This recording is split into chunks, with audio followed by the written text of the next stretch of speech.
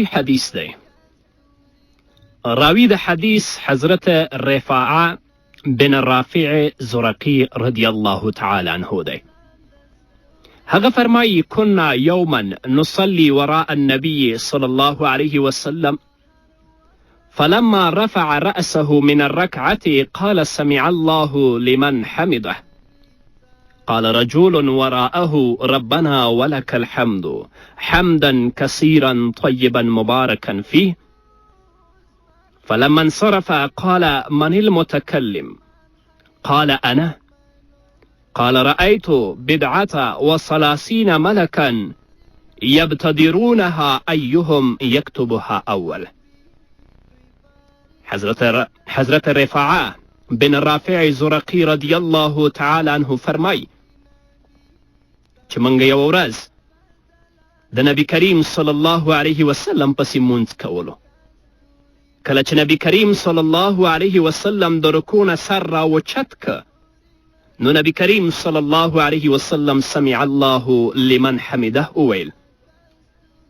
نو یو کس ورپسې شاته ربنا ولک الحمد حمدا کثیرا طیبا مبارکا فیه دا کلمات یې ولوستل.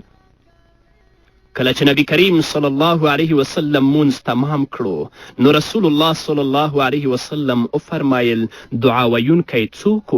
یعنی دا کلمات چا ولوستل؟ هغه کس ویلې زه وم. نبی کریم صلی الله علیه وسلم ورته وفرمایل ما څه د پاسه 30 ملائکې ولیدلې چې د یو بل نه د دې په لیکلو کې مخکې کېدلې.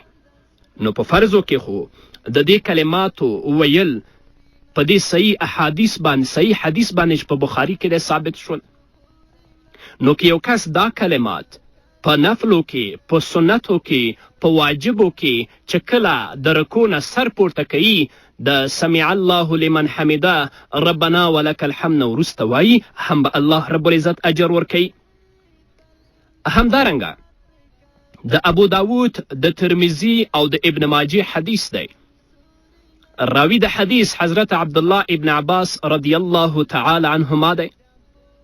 هغه فرمایی ان النبي صلی الله علیه وسلم کان یقول بین السجدتین اللهم اغفر لی وارحمنی وعافنی واهدنی وارزقنی.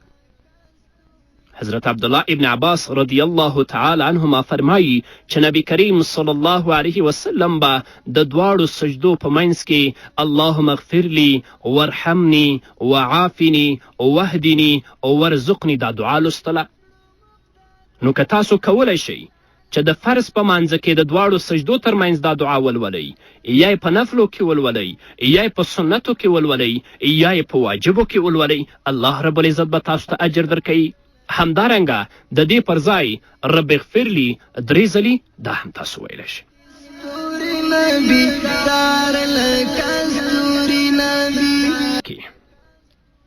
چې د جولاګک کور وي نو د نظافت لپاره تاسو کولی شئ چې هغه پاک کړئ. حتی په ځینې آثارو کې دا هم راغلی دي چې په کومې کوټه کې دا د غڼې یا د جولاګک کور وي هغه څوک نه پاکوي نو کیدای شي چې د دې نه فقر راشي. او د 3مې پوښتنې په ځواب کې دې باید ووایم چې تاسو د هندوانو نه البته یوناني دوا اخیستلی شئ، درمل تې اخیستلی شئ، خو هغه درمل او دوا به د هغه څیز نه جوړ وي چې هغه حلال وي، نه د حرامونه.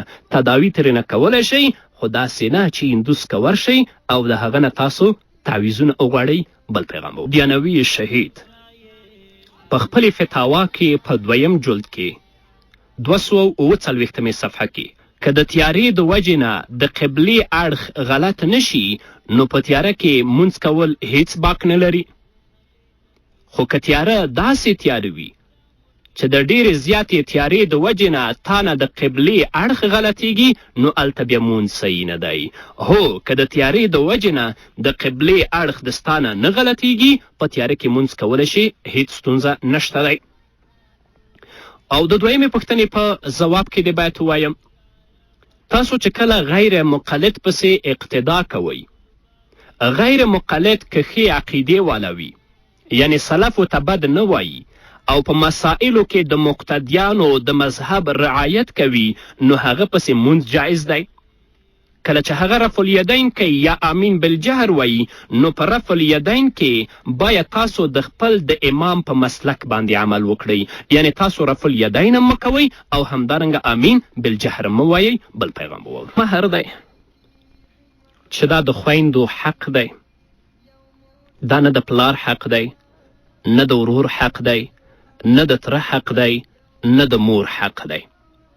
هو که هغه خوري بیا خپل پلار ته وربخي یا یې خپلو ورونو ته وربخي یا یې خپلو میندو ته وربخي، دا بیا بیله خبره ده. او پاتې شوه دا مسئله چې یوه خور د پیسو په مقابل کې بخښنه غواړم د حیوان په شان باندې خرڅیږي.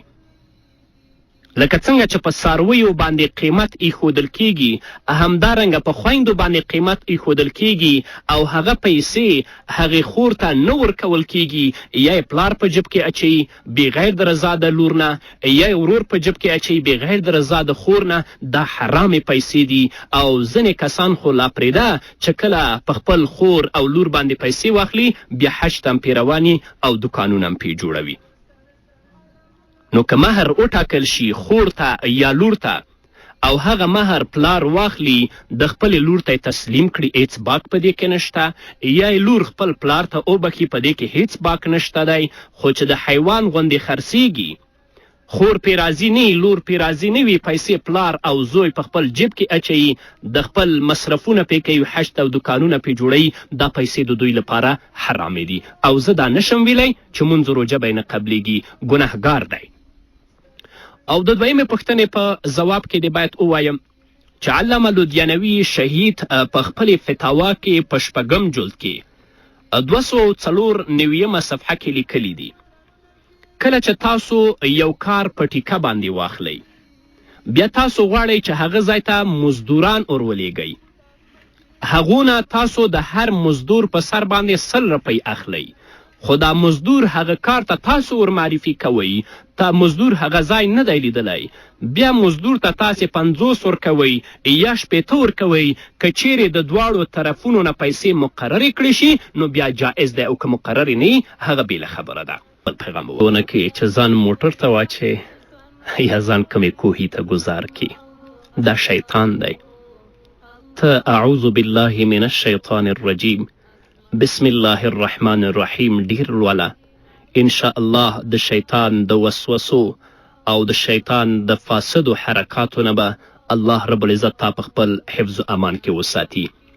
همدارنګه د جمع او د مانځه پابند اوسه او د هر مانځه پسې وروسته 9 ځلې سورې فاتحه یعنی الحمدلله لوله، هغه په ځان شف کوه او کف کوه، ان شاء الله الله رب العزت به تا ته د دې تشویشونو او د دې مرضونو نه شفا درکړي.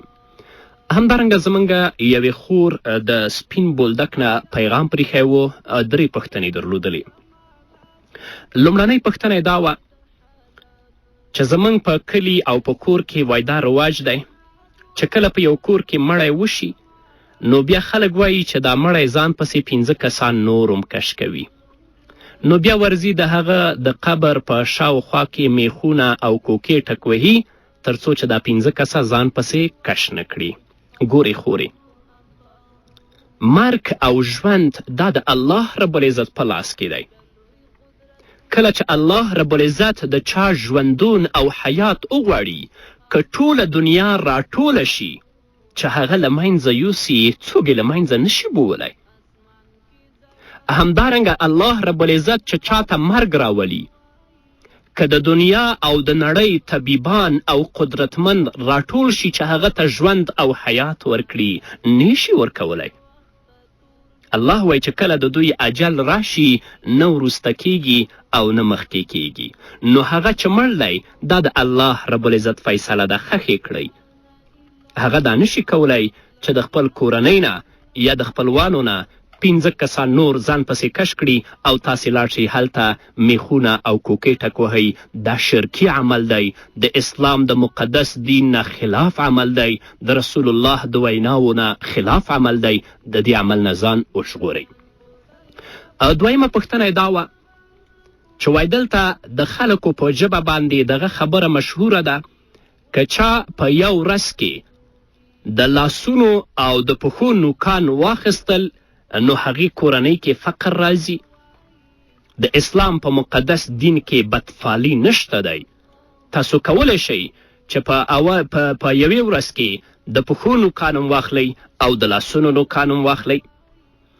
همدارنګه درېیمه پوښتنه یې دا وه چې دلته د خلکو په ژبه باندې دا خبره مشهوره ده که چا شپې جارو وکړه یا شپې په هنداره او په شیشه کې وکتل نو هلته خلک دا وایي چې په ده باندې به تهمت لګیږي یا هلته به فقر راځي. نه، حکیم الامت حضرت مولانا اشرف علي تهانوي رحمه الله په امداد الفتاوا کې 4 جلد کې 300 صفحه کې لیکي چې دا صرف د خلکو په ژبه باندې مشهوره خبره ده. کولی شئ چې شپې جارو وکړئ او کولی شئ چې د ضرورت په وخت کې تاسو شپې په هنداره کې وګورئ. اخرنی پیغام: کنځل کول په هر وخت کې فسق دی. نبی کریم صلی الله علیه وسلم د منافق د علاماتو نه یوه علامه او یوه نښانه دا ښودلې چې کنځل کوي. دا خو لا پرېږده چې یو سړی بیا خپلې انګور ته یا مژور ته هغه ښکنځل کوي، بد رد وایي، دا به ډېر بې غیرته او پس سړی وي، د دین نه به آګاه نه اوسي. نو درنو او